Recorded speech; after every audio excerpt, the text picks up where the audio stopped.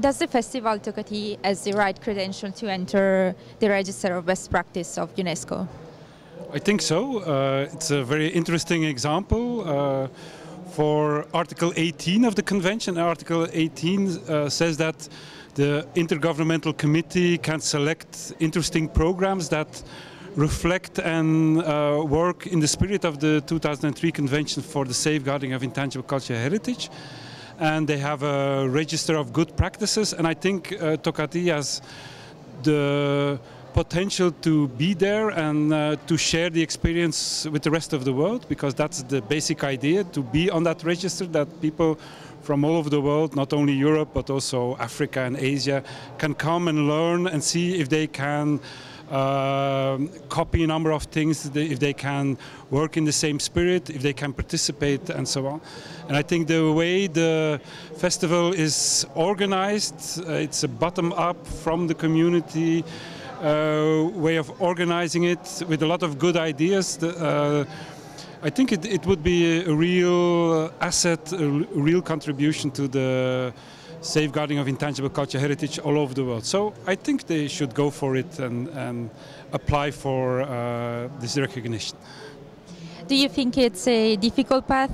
What else could be done?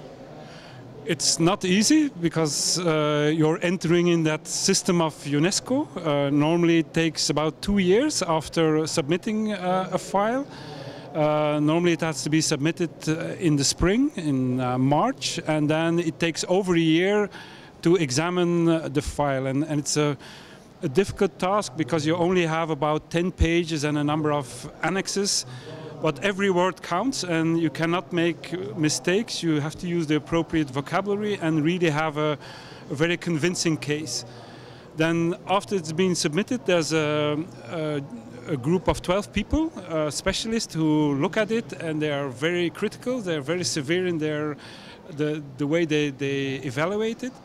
And then they propose to the Intergovernmental Committee to inscribe it or to adopt it in the Register of Good Practices, or they can refuse it. And often they do not accept immediately.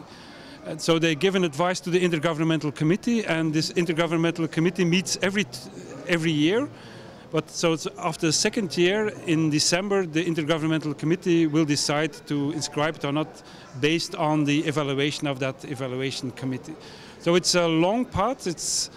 It's feasible, and especially if there's a very strong case like Tocatì.